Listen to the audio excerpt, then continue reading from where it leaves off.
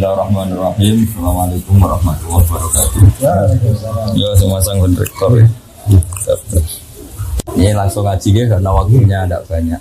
Jadi ini kitab-kitab yang saya baca ini, di antaranya itu ada penjelasan tentang musibah. Musibah itu dari kata sesuatu yang mengenai kamu. Kemudian identik dengan makna yang tidak menyenangkan. Sebetulnya kata musibah itu tidak harus yang menyusahkan. Apa saja yang mengenai kamu itu namanya musibah. Karena disebut ma'asobaka min hasanatin faminallah. Itu kan dari kata apa saja yang mengenai kamu, baik itu kebaikan juga namanya ma'asobaka. Makanya terusannya ayat wa ma'asobaka min sayyatin. Jadi kemudian orang itu karena nafsunya besar, kalau yang tidak dikehendaki itu dianggap problem. Ya, kalau yang tidak dikehendaki itu namanya problem. Kalau yang dikehendaki namanya nikmat. Nah, bahasa itu bahasa manusia. Kalau bahasanya Allah tidak tahu. Misalnya Anda jadi panitia ozon, malaikat penjaga ozon. Mungkin kalau nggak ada penerbangan itu mereka syukuran, karena nggak terganggu. Tapi kalau Anda pengusaha penerbangan ya nganggap ini musibah. Jadi kalau kamu nanti ketemu malaikat penjaga ozon, kemurnian lapisan ozon, kamu nganggap oh ini susah nggak ada penerbangan, pasti kamu disemprot. Kalau ngomong yang baik. Nah, begitu juga petani itu kadang minta hujan, pas hujan deras, tanyakan bakul es. Enggak payu kan gitu. Jadi di ilmu kitab-kitab yang saya baca, kata musibah, kata nikmat itu ada yang hakikat, ada yang menurut kita. Karena ya tadi, kalau Anda malaikat penjaga ozon mungkin syukuran karena nggak ada penerbangan. Ya. Kalau Anda menteri bagian nangani tenaga kerja, tambah banyak pabrik, tambah senang karena menyerap tenaga kerja. Tapi kalau Anda mungkin menteri lingkungan hidup, oh ini banyak limbah, ini banyak polusi. Nah kira-kira seperti itu mas gambaran hidup. Kalau Pak Bejo jadi rektor, kata kroninya ya alhamdulillah, kata musuhnya ya ini musibah. Alhamdulillah guys. Jadi pola-pola sosial itu Mau pemilihan ini guys. Artinya kalau kita pakai bahasa manusia kan selalu gitu, ada subjektivitas, ada nisbi, ada. Lalu gunanya ngaji sama kiai ya tadi orang dilatih pakai bahasanya Allah. Ya bahasanya Allah tadi ya kita tidak tahu persisnya ini nikmat apa musibah, tapi dibalik itu ada hikmahnya, itu sudah dekati bahasa ketuhanan karena apa? Ya, tidak mengklaim. Saya sering guyon, meskipun tuh guyon tapi tak ilmu nih. Misalnya tadi kamu ada pasangan nganten baru yang baru harmonisnya itu, orang mesti bilang alhamdulillah harmonis. Tanyakan ibunya, itu mulai lupa daratan, lupa ibunya, lupa keluarganya. Kalau harmonis punya sama istri itu pasti. Jadi kalau ada pasangan harmonis, tanyakan ibunya. Menantu jenengan baik enggak? Oh, ngurus ibu jone tok lali wong tuwa. Atau tanyakan temannya. Saiki lali konco, saiki lali temen gitu karena saking mesranya sama. Nah, di semua segmen kehidupan itu seperti itu, Pak Bejo. Betul ya.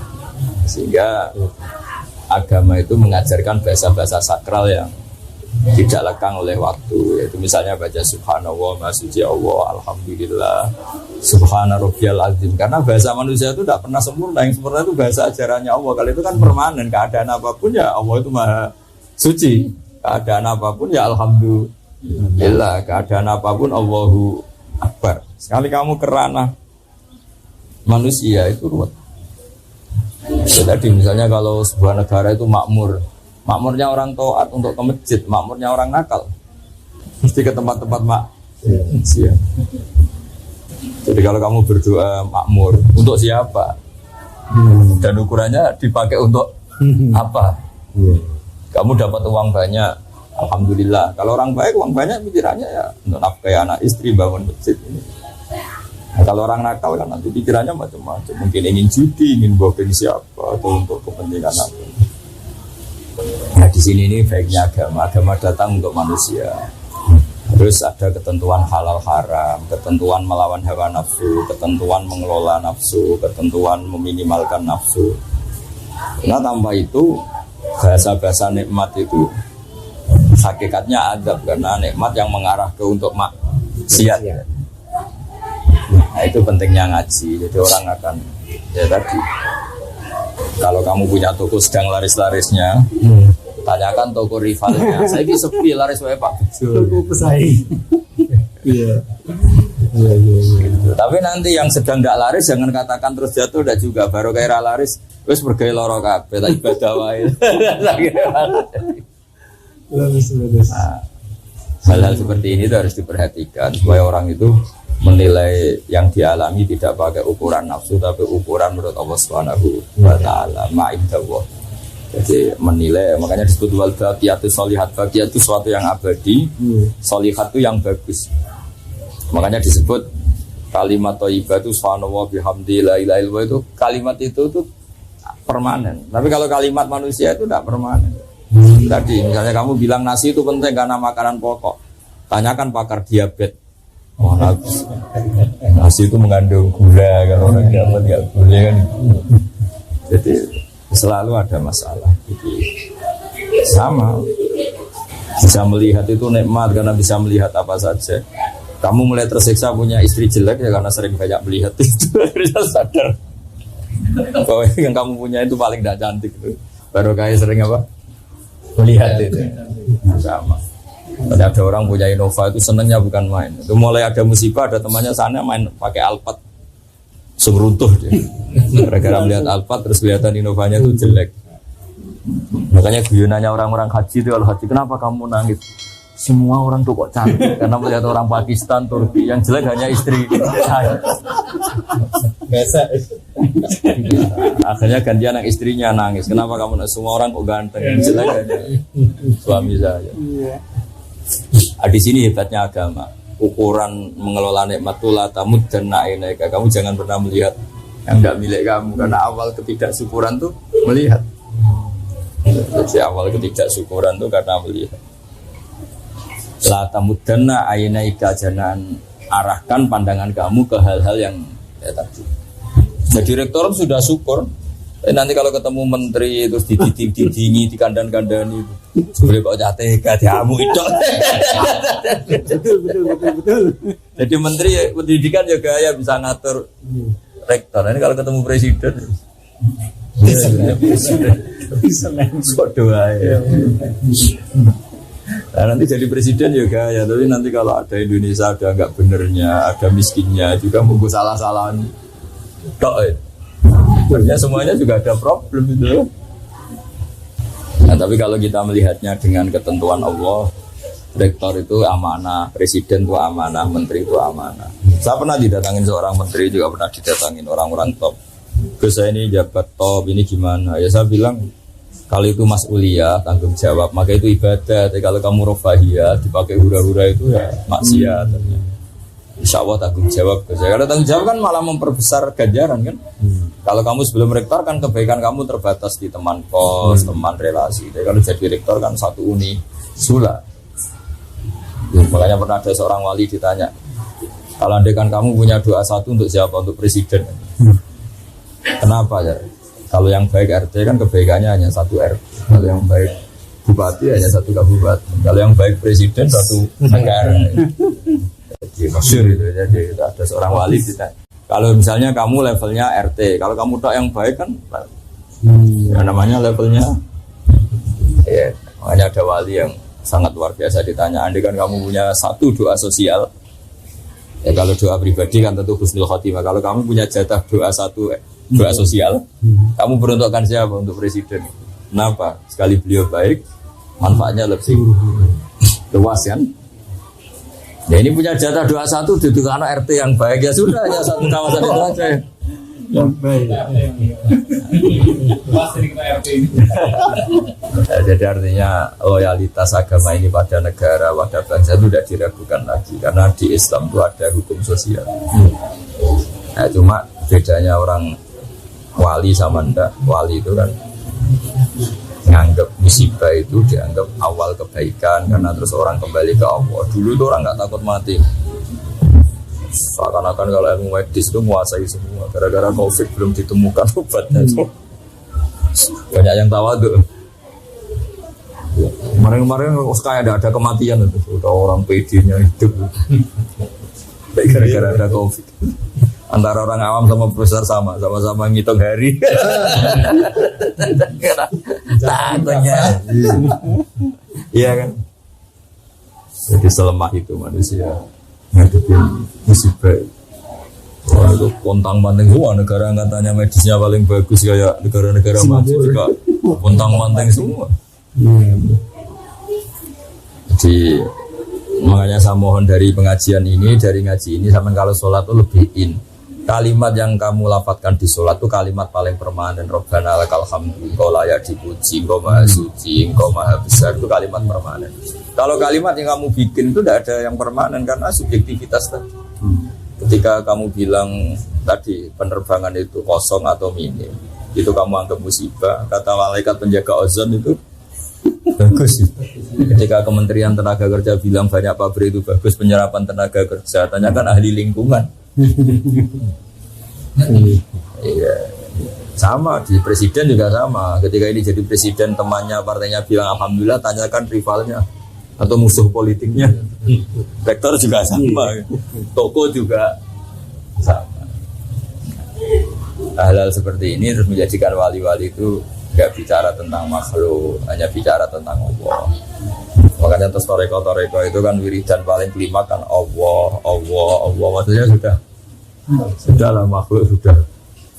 Bismillahirrahmanirrahim. Sumadharhum fi khawdina al-abun, sudah semuanya itu orientasinya ke Allah saja, yang lainnya itu biarin itu. Zarhum fi khawdihim yal-abun. Makanya ada sholat istisqa nggak mandi itu karena yang di pojok bakul es. Ini kalau mandi esnya ada. Nah, ternyata ketika orang lain semangat amin karena sawahnya banyak. Terus ini aminnya tenang. Kenapa kamu tidak semangat? Saya tidak punya sawah, gak ada hujan juga gak apa-apa. Saya ini penjual es itu. Jadi apa ya? Ya gitu itu kehidupan ya gitu.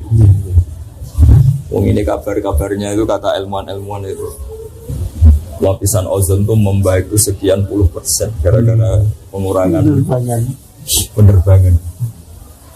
Oh iya, bisa kamu bayangkan kayak Singapura, Hong Kong per menit ada, ya kan yang pesawat yang bandara-bandara paling sibuk. Coba kalau kamu jadi malaikat bagian jaga ozon, rapat terus, gimana ini hentikan pesawat? Mungkin rapatnya tuh udah kofikan aja kalau daya. Ya meskipun itu guyon, tapi orang biar tahu lah kalau semua yang diciptakan Allah ada hikmahnya. Maksud saya itu ada. Kalau ada pabrik tutup, tanyakan pakar lingkungan. Bagus sekarang sudah ada limbah, kenapa pabriknya tutup? Tapi kalau tanyakan pekerjanya, susahnya. Nah bayangkan kalau bahasa subjektivitas gini dipakai ilmu hakikat kan kacau. Tapi kalau di biasa itu hukum sosial pasti ada subjektivitas. Kalau ilmu hakikat ya tadi yang PHK ya tidak mesti gak dapat pekerjaan, saja dapat pekerjaan yang lebih baik. Kan kemarin banyak pilot yang jadi penjual mie. Tapi ketika ditanya hasilnya sedikit tapi kepuasan batinnya meningkat ya karena ketemu keluarga, ketemu yang dulu gak kebayang kan. Ya saya berharap cara pandang Islam ini kita ikuti bahwa di balik semua itu ada hikmah dan menjadikan kita kembali kepada Allah Subhanahu wa Ta'ala. Saya kalau nyontohkan di masyarakat itu ketika kamu kecil, dolanan keran itu seneng kira karuan. Dolanan yuyu seneng. Dolanan hal-hal yang enggak menghasilkan uang itu seneng. Tapi ketika Anda dewasa, Anda dokter, Anda profesor, Anda kiai besar menjadi goblok. Untuk seneng aja nunggu punya Alphard, punya uang, punya rumah. Berarti pinter caci ini. Caci itu untuk seneng tuh hal-hal sepele bisa bahagia. Tapi kalau profesor apa seneng canggih. Padahal ciri utama orang pinter kan mudah mendapatkan yang diinginkan. Ternyata untuk seneng harus mahal. Sementara cacili untuk seneng itu segampang itu. Terus pinter mana kita dengan anak-anak? Jadi itu pelajaran bagi kita bahwa kalau kamu di dunia ingin senang, ketika kita kecil, ketika kita miskin, melarat itu sama mobil sebenarnya. Kayak wong kos ora diusir kos suwur iki po. Terlambat bayar. Jadi makanya saya pernah ketemu menteri itu kalau guyon lucu. Enak ra menteri saya dulu itu melihat orang jadi menteri itu top. Setelah saya jadi menteri itu merasa ndak top. Kenapa? Karena semua kesalahan di kementerian saya kayak salah saya. Dulu kan nggak pernah salah. Ya kan kalau kamu nggak menteri Polhukam nggak ada keamanan apa kan kamu nggak salah. Orang miskin kalau kamu nggak menteri ekonomi kan nggak. Iya betul. Gara-gara kamu menteri malah menjadi salah kan. Kalau kamu nggak ketua bulog kalau nggak ada kesediaan beras kan nggak salah. Kalau kamu ketua bulog kan menjadi. Kalau kamu nggak rektor kesalahan Unisula kan nggak salah kamu. Gara-gara rektor ikut salah kan. Salah. Nah, itu hebatnya Islam. Makanya Nabi itu harus punya hak syafaat. Kenapa Nabi itu punya hak syafaat? Karena seorang Nabi itu yang bertanggung jawab. Itu sekecelok umatmu itu bersyafaat. Ya sama. Kalau kamu sudah kadung jadi rektor, ini mahasiswa kamu. Kalau ada apa-apa kamu harus ikut tanggung. Makanya agama ini datang dengan rasionalitas yang tinggi. Kenapa Nabi itu punya hak syafaat? Ya karena beliau dekat Allah itu pasti. Ya karena tadi kita ini kadung umatnya, maka menjadi tanggung jawab beliau. Dan kita membaca sholawat itu bukti kita loyal. Sama seperti mahasiswa harus punya kartu mahasiswa bukti kalau kita loyal. Sama yang umatnya Nabi juga punya kartu sebagai umat Jumur. Itu ditandai dengan baca sholawat. Karena nggak mungkin Nabi nggak tanggung jawab kan tadi. Sebelum kamu jadi presiden, semua campang-camping negara kan tidak tanggung jawab kamu. Gara-gara presiden terus kamu jadi tanggung jawab kamu kan. Begitu ya rektor, begitu juga RT. Nah, gara-gara Nabi itu seorang Nabi, maka harus tanggung jawab. Dan itu luar biasa. Akhirnya beliau diberi hak syafaat. Umatnya yang harusnya menjadi ahli neraka, asal bertauhid dijamin ahli surga. Meskipun lewat jalur apa? Syafaat. Makanya saya minta sama Unisula, sama rektor, sama ketua yayasan, jangan apa-apa itu hukumannya sanksi, apalagi DO. Kalau nggak fatal banget tuh jangan. Karena ciri utama pemimpin itu ra'id itu menjaga itu ya tidak mengeluarkan, kecuali yang hal-hal yang ekstrim. Makanya dalam Islam itu jangan mudah mengkafirkan orang. Makanya yang dilawan ahli sunnah itu gerakan takfiri. Karena semangat Nabi itu yang luar dimasukkan, bukan yang sudah di dalam dikeluarkan. Ya kan? Nah, jadi sebetulnya logika itu yang harus kita pakai. Misalnya kita punya anak 5, yang 2 itu nakalnya minta ampun. Mungkin tetangga enak aja ngomong, usir aja pak, anak durhaka. Itu yang ngomong enteng gitu mesti tetangga sebelah. Bagi kita orang tuanya enak kira rasanya. Iku anakku kan. Sama.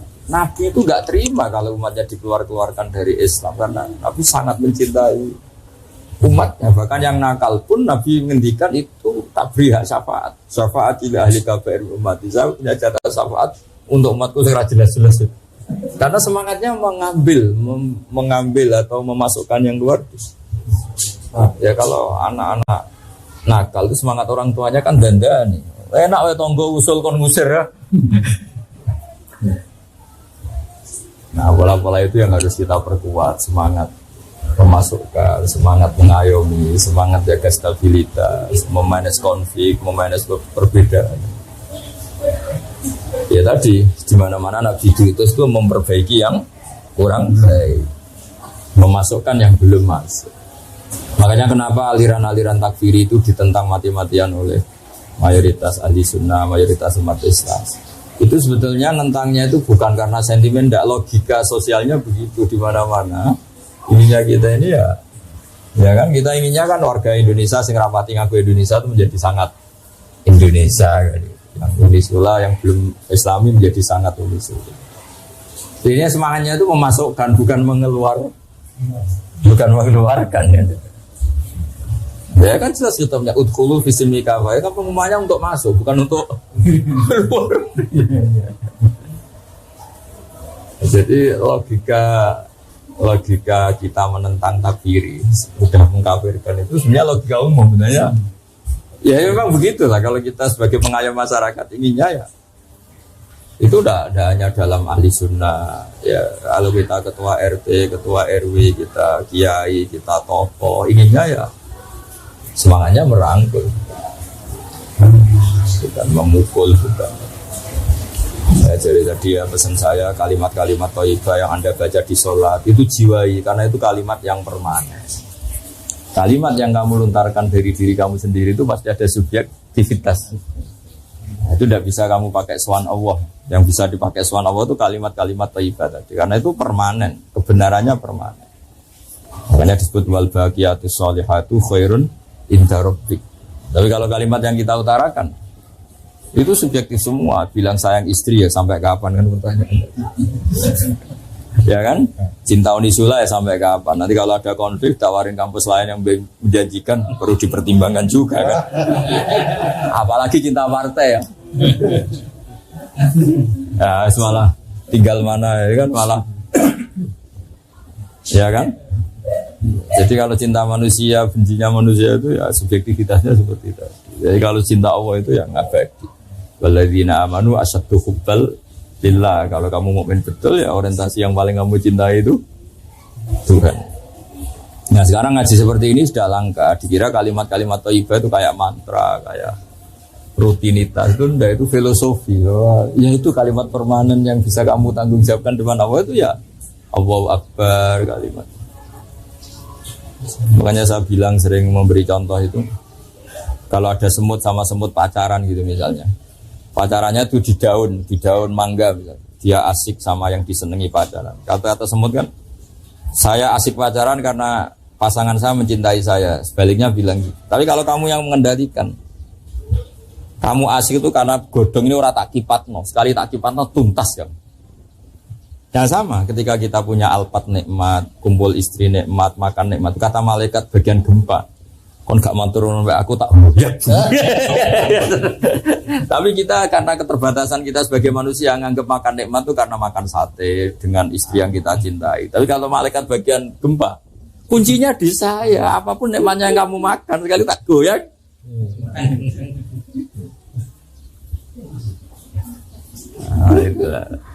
Nah itu sirinya, rahasianya kenapa kiai-kiai itu matehai malaikat, matehai penjaga langit, penjaga bumi itu karena itu berkontribusi dalam kenikmatan yang kita. Ya. Jadi, kalau kamu udah ngomong Fatihah itu bisa tersinggung saat itu ya. Selesai. Nah, itu bedanya kiai sama rektor, Pak.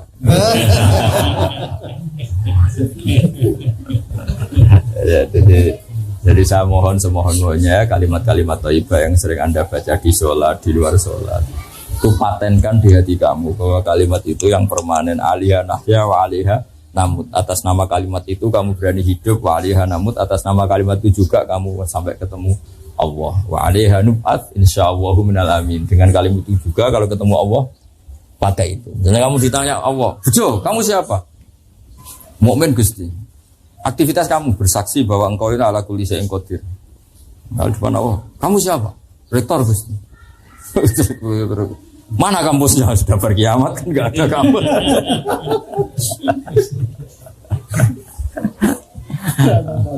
Ya kan enggak ada semua kan sudah. Ya, jadi makanya disebut ma'indakum yanfadu wa ma'indallahi baq. Apa yang di sekeliling kamu bisa hilang, tapi kalau yang di terkait Allah itu akan apa? Makanya saya minta jenengan jadi rektor juga melihatnya untuk kemanfaatan agama. Ya, jadi siapa saja orientasinya itu agama. Saya sendiri itu sering tersiksa misalnya terganggu karena saya mungkin terkenal dianggap alim. Tapi kalau sudah ingat barokahnya terkenal, saya bisa menterkenalkan Allah dan Rasul lewat hukum-hukum yang ditulis para ulama. Bukan Allah yang Rasul menurut hukum yang ditulis orang-orang bodoh. Kan repotnya itu kan gitu kan. Semuanya orang ngatasnamakan Allah dan Rasul. Sementara dia tidak pernah ngaji. Pertanyaan cerdasnya kan gini. Bagaimana itu mewakili hukumnya Allah dan Rasul? Dia Quran aja tidak hafal, hadis. Pasti itu pendapatnya dia kan bukan. Tapi kalau yang ngendikan kalau Allah wa Rasul itu orang alim kan dia bacanya banyak. Itu kan menurut Unisula, ternyata dia tidak tahu tata tertib di Unisula. Pasti menurut dia kan. Yang berhak bilang menurut Unisula ya kalau dia menguasai ADART Unisula kan kira-kira gitu. Menurut Indonesia ternyata dia tidak orang yang ahli UD 45, ada ahli apa. Berarti menurut dia bukan menurut Nah kira-kira gitu di dunia kiai kalau menurut Islam ternyata dia tidak menguasai Quran, tidak menguasai hadis. Menurut Islam apa menurut dia? Ya kira-kira gitu. Makanya saya senang kalau yang ngaji itu orang yang menguasai Quran dan hadis. Supaya menyampaikan pendapat Islam ya sesuai referensi dan bentukan Allah dan Rasul, karena bacanya banyak. Yang berak ngomong saya ini Indonesia ya yang baca UUD, baca ini itu Pancasila. Supaya sangat Indonesia itu loh. Baca enggak mau. Tahu-tahu menurut Islam. Islam yang mana? Dia enggak pernah. Makanya ada seorang kiai pidato tak tegur, dia langsung istighfar. Orang kiai itu harus kalah. Kalau enggak kaya enggak dihormati. Walhasil kiai itu suatu saat saya tak tanya. Memangnya ada target dalam Islam untuk dihormati? Target dalam Islam itu ingin diridhoi Allah. Kowe aneh-aneh. Iya ya. Terus kata harus itu kan harus. Kiai harus kaya. Harus itu artinya kalau wajib kan, pengganti katanya wajib. Berarti yang miskin dosa semua. Terus dia bilang astagfirullah, sudah keliwat, sudah gak bisa diistighfar, berat itu. Caranya istighfar kamu harus mencabut kalimat itu di depan umum. Karena kamu utarakan di depan umum, kamu harus cabut juga di depan umum. Jadi kapan-kapan kalau pidato bilang gini, ternyata kaya itu wajib, miskin juga penting. Itu kan karena dia cerminan pikirannya dia, karena lama miskin terus bosan miskin terus saking bosannya terus bilang, iya harus. Bosan-bosannya sendiri jadi statement atas nama Islam. Coba kalau itu diomongkan pas acara Isra Mi'raj, dia seorang kiai dengan atribut kiai yang ditunggu-tunggu fatwanya, ini kan seakan-akan fatwa Islam ini. Padahal fatwanya sendiri. Nah itu makanya saya mohon ya, kalau sholat, kalau pas wiridan tengah malam, subhanallah, astagfirullah, itu anggap itulah kalimat permanen yang alaiha nahya wa alaiha namut wa alaiha nub'ats insyaallah ta'ala minal alamin. Ya, ngoten. Assalamualaikum warahmatullahi wabarakatuh.